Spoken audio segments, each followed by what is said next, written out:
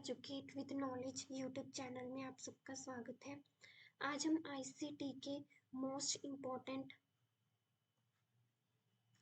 हाँ जी, P educate with knowledge YouTube channel में आपका स्वागत है। आज हम आईसीटी के मोस्ट इम्पॉर्टेंट जो टॉपिक है वो देखेंगे। उससे पहले वीडियो को लाइक शेयर एंड सब्सक्राइब करें। तो देखते हैं सबसे पहले आईसीटी की फुल फॉर्म क्या होती है। Information and communication technology. ठीक है, आई से इंफॉर्मेशन, कम्युनिकेशन टेक्नोलॉजी। जो इंफॉर्मेशन होती है उसको कम्युनिकेशन करते हैं ना, जो मेरे पास इंफॉर्मेशन है उसकी बातचीत करना, तो वो एक टेक्नोलॉजी कहलाती है, इंफॉर्मेशन एंड कम्युनिकेशन टेक्नोलॉजी। सबसे पहले देखते हैं कंप्यूटर क्या होता है। कंप्यूटर की इंट्रोडक्शन। कंप्यूटर, जो कंप्यूटर है वो derived from the Latin word से लिया गया है, जिसका मतलब क्या होता है, computare. Computare, computer is derived from the Latin word computare which means to calculate, जिसका मतलब क्या होता है, कैलकुलेट करना। ठीक है, कंप्यूटर जो वर्ड है वो किस लैटिन वर्ड के से लिया गया है, जिसका मतलब होता है कंप्यूटेयर विच मीन्स टू कैलकुलेट। इसका मतलब क्या होता है, कैलकुलेट करना। अगर पूछा जाए कंप्यूटर कौन सी भाषा से लिया गया है, लैटिन वर्ड से। ठीक है, और इसका मतलब क्या होता है कंप्यूटर का, computer which means to calculate करना। Computer is a programmable device designed to carry out a sequence of arithmetical and logical operation sequentially and automatically। Computer एक जो प्रोग्राम है उसका डिवाइस है, प्रोग्रामेबल डिवाइस है, जो इस तरह डिज़ाइन किया जाता है, इस तरह कैरी किया जा सके, जिसमें अरिथमेटिकल होते हैं, मैथ्स होते हैं, कैलकुलेशंस होती हैं, लॉजिकल ऑपरेशंस लगा सकते हैं, ऑटोमेटिकली हमें आंसर है जो वो मिल जाता है। Computer is an electronic machine. यह एक कौन सी मशीन है, इलेक्ट्रॉनिक मशीन। कंप्यूटर एक इलेक्ट्रॉनिक मशीन है जो एक्सेप्ट करती है, जिसमें डाटा जो इनपुट होता है फ्रॉम द यूजर के द्वारा जो भी डाटा होता है उसे एक्सेप्ट किया जाता है, processes the data by performing calculations करके, ऑपरेशंस करके on it and then generates the desired results to the user.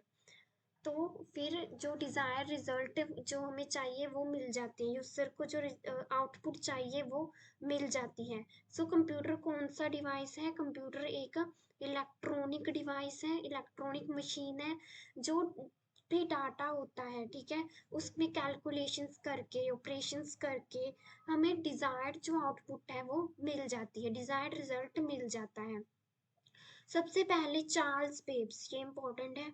Charles Babbage also known as the father of computer. Charles Babbage था जिसे फादर ऑफ कंप्यूटर के नाम से जाना जाता है। सो फादर ऑफ कंप्यूटर कौन है, फादर ऑफ कंप्यूटर कौन है, Charles Babbage. Charles Babbage father of computer. Who invented, जिसने इन्वेंट किया था एनालिटिकल इंजन।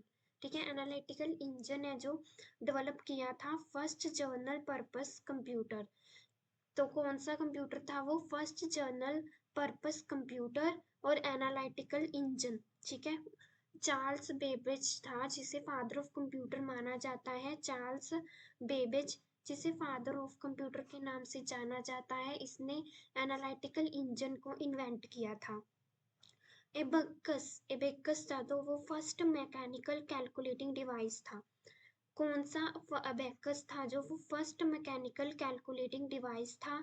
और जो पैस्कलाइन थी वो फर्स्ट मैकेनिकल एडिंग मशीन थी। Pascaline was a first mechanical adding machine. Abacus is a first mechanical calculating device. Next है ENIAC was a first electronic digital computer. First electronic जो digital computer है, first electronic digital computer वो कौन सा था, ENIAC। और first computer which provided storage capacity, जो storage provide करता था वो EDSAC था। First computer which provide storage capacity EDSAC।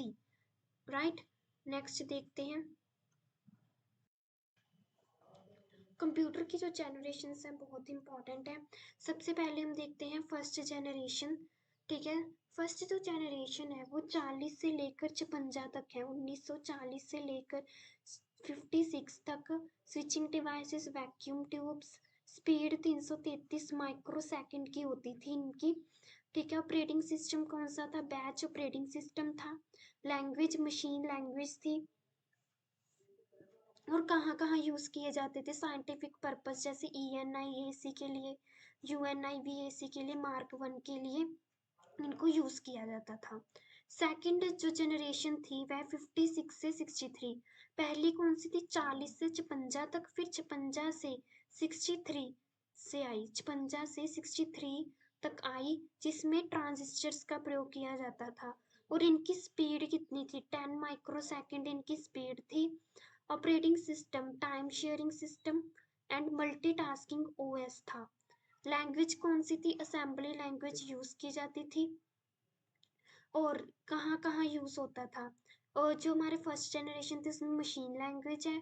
Second में कौन सी है? Assembly language. ठीक है, इसका कमर्शियल प्रोडक्शन में यूज़ किया जाता था। फर्स्ट थी वो साइंटिफिक पर्पस के लिए यूज़ की जाती थी, बट जो सेकंड है वो कमर्शियल प्रोडक्शन के लिए यूज़ की जाती है। PDP-8 हो गया, IBM 1401, ये सभी सेकंड जनरेशन में आती है।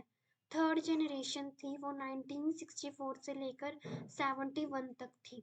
सेकंड कितनी थी? 56 से 63। फिर 64 से लेकर 71 तक थर्ड जनरेशन है, इंटीग्रेटेड सर्किट्स के लिए यूज़ की जाती है, ICS, इंटीग्रेटेड सर्किट्स के लिए। थर्ड जनरेशन 64 से 71 इंटीग्रेटेड सर्किट्स ICS का यूज़ किया जाता था।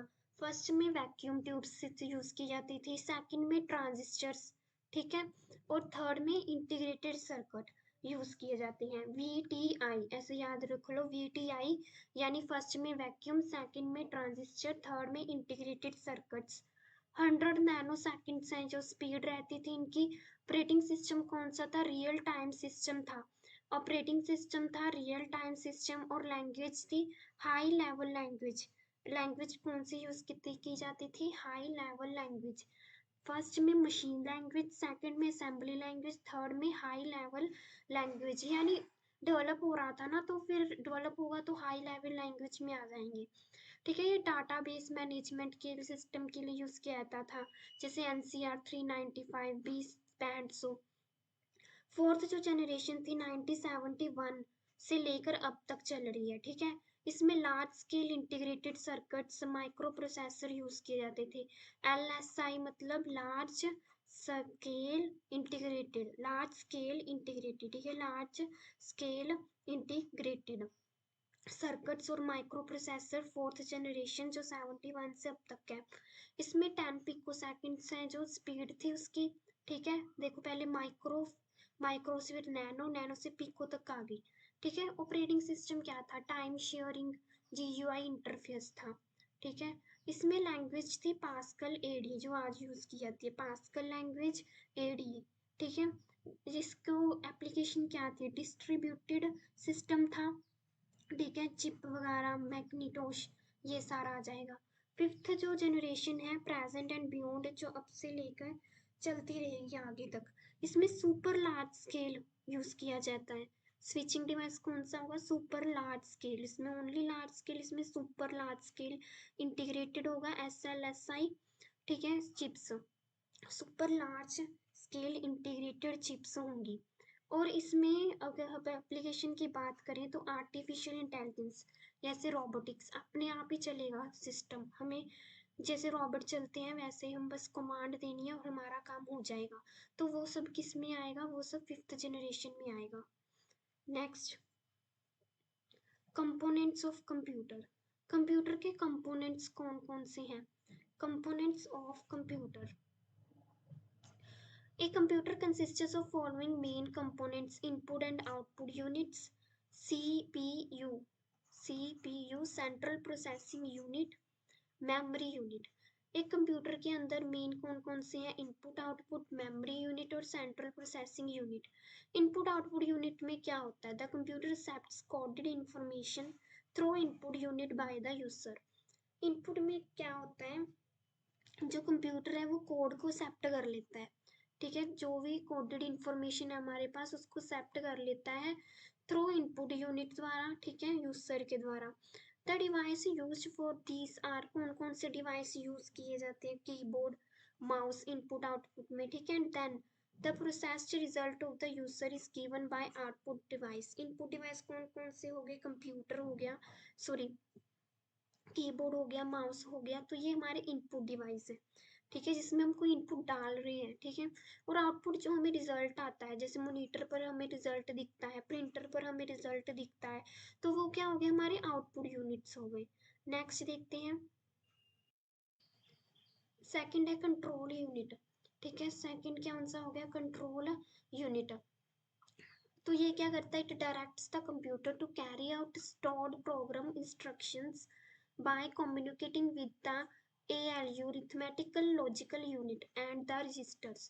कंट्रोल यूनिट क्या करता है, कंप्यूटर को डायरेक्ट करता है, ठीक है, जो स्टोर्ड प्रोग्राम में जो भी इंस्ट्रक्शंस स्टोर होती हैं उनको कैरी आउट करने के लिए, कैसे, बाय कम्युनिकेटिंग विद ALU, ठीक है, arithmetical logical unit and the registers के द्वारा, ठीक है। कंट्रोल यूनिट में जो भी इंफॉर्मेशन होती है उसको स्टोर किया जाता है, जिसे CPU कहते हैं, ठीक है।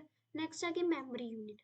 The unit is responsible to store programs और डाटा ऑन ए टेम्परेरी भी स्टोर करके रख सकता है, परमानेंट भी स्टोर करके रख सकता है। दो तरह के होता है, प्राइमरी मेमोरी, सेकेंडरी मेमोरी, ठीक है। प्राइमरी जो होती है वो मेन मेमोरी होती है, और सेकेंडरी जो होती है वो ऑक्सिलियरी मेमोरी होती है।